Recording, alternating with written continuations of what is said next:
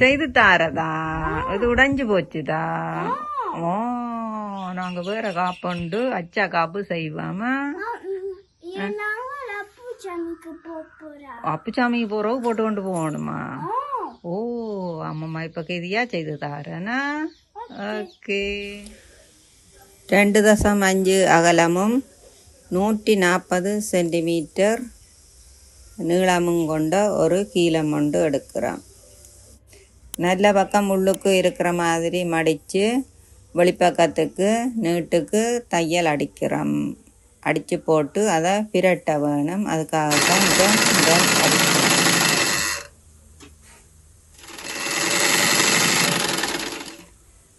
நீட்டுக்கு 140 சென்டிமீட்டரும் அப்படியே அடிச்சிட்டு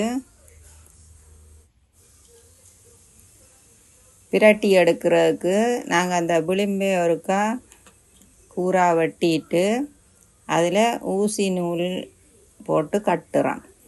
கட்டிட்டு அந்த ஊசியின் பின்பக்கத்தை தான் நான் கோக்குறேன். முன்பக்கம் கோத்தா அது குத்தி கொஞ்சம் இடைஞ்சல் தந்துடும். அதால் பின்பக்கத்தை தான் கோத்து உள்ளுக்குள்ளால் தள்ளி 140 சென்டிமீட்டருக்குள்ளாலையும் கொண்டு போய் வெளியாலே எடுக்கணும் ஊசி. அப்படியே எடுத்துட்டு தான் பிரட்ட போகிறோம்.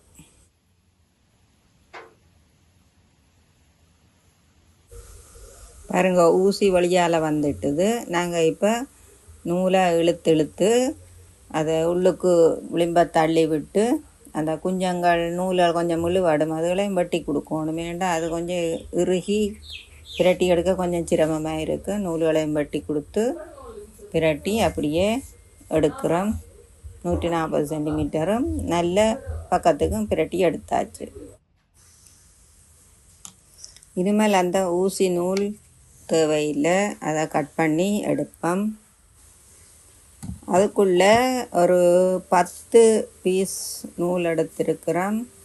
140 சென்டிமீட்டர் நீளம் உள்ளதை அதுக்குள்ளே அதை செலுத்த வேணும். அப்படி செலுத்தினாத்தான் அது கொஞ்சம் பொங்கி கொண்டிருக்கும், இல்லாட்டி அமர்ந்துடும். அதுக்கு சுலபமான வழி கேப்பின் தான் ஒன்று எடுத்திருக்கிறேன். அதுக்குள்ளே கோத்து விட்டுட்டு கட்டி போட்டு கேப்பின் முன்பக்கத்தை உள்ளுக்கு செலுத்துவோம். ஊசியெல்லாம் அதுக்குள்ளே போகாது, அதால் தான் கேப்பின்னு எடுத்தேன். நான் ஊசி என்று சொன்னது இதில் சட்டப்பின். சட்டப்பின்னின் அகலம் பெருசு, அந்த இது சின்னதாக இருக்குது.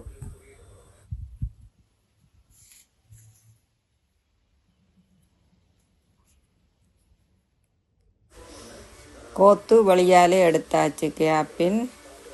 இனி துணியை அப்படியே சுருங்கினது எல்லாத்தையும் இழுத்து நேரே எடுத்துட்டு காப்பு செய்ய தொடங்குவோம். கேப்பின்னை கலட்டி எடுக்கலாம். அதை எடுத்துட்டு நூலை இழுத்து சரி பண்ணி விட்டுட்டு ஒரு தலைப்பில் கொஞ்சம் உள்ளுக்கு இழுத்து வச்சுக்கொண்டு கொஞ்சம் நூலை வெட்டிட்டு அந்த நுனியில் கொஞ்சம் இடத்துக்கு நூல் இருக்காது, அந்த துணியை மட்டப்படுத்திட்டு நாங்கள் இனி காப்பில் வச்சு ஒரு கட்டு போட போகிறோம். நூல் அதுக்கு சேராது, துணி மட்டும்தான் அதுக்கு மடித்து ஒரு கட்டு போடுவோம் கலராமல் இருக்கிறதுக்காக.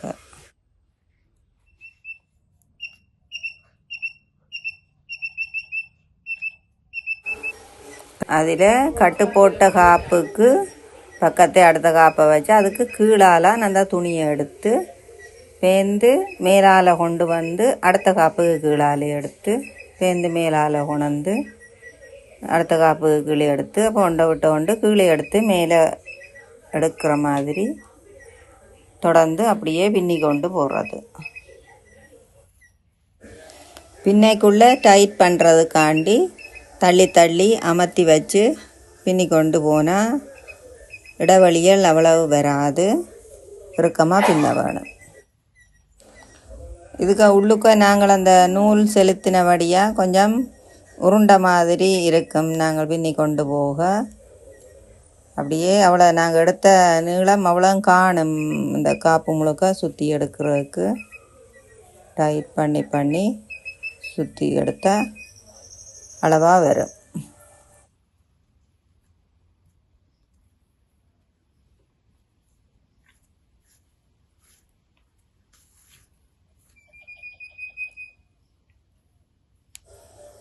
கடைசி கட்டத்துக்கு வந்துட்டோம். அந்த கடைசி இது கொஞ்சம் கோக்க கொஞ்சம் சிரமமாக தான் இருக்கும். அதுக்குள்ளால அமர்த்தி தள்ளி அதை எடுக்கணும் வழியால். எப்படி வடிவாக இருக்குன்னு பாருங்க. காப்பு பழைய காப்புண்டு பாவிக்க இல்லாத கட்டத்தில் இருந்த பழைய காப்புக்குத்தான் இந்த வேலை பார்த்துருக்குறோம். நல்ல வித்தியாசமான வடிவான ஒரு காப்பு எடுத்துட்டோம். இப்போ அந்த துணியை தள்ளி உள்ளுக்கு வச்சு கொண்டு நூலை கொஞ்சம் கட் பண்ணி வெட்டுறோம்.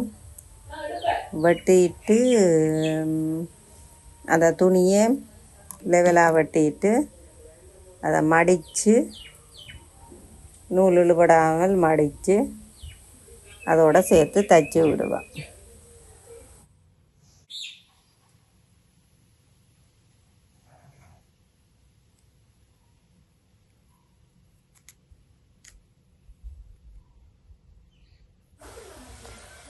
கலராமல் இருக்கிறதுக்காக தைச்சி நூல் வெட்டி எடுத்தாச்சு.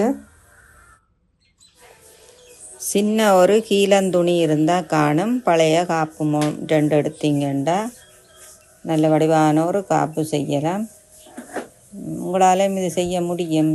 ட்ரை பண்ணி பார்த்தீங்கண்டா நீங்களும் செய்யலாம்.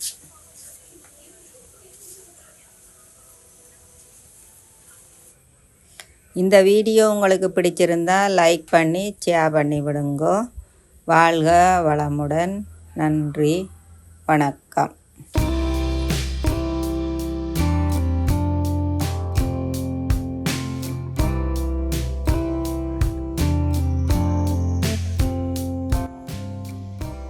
எங்கள் பாப்பம் பிள்ளை இந்த காப்பு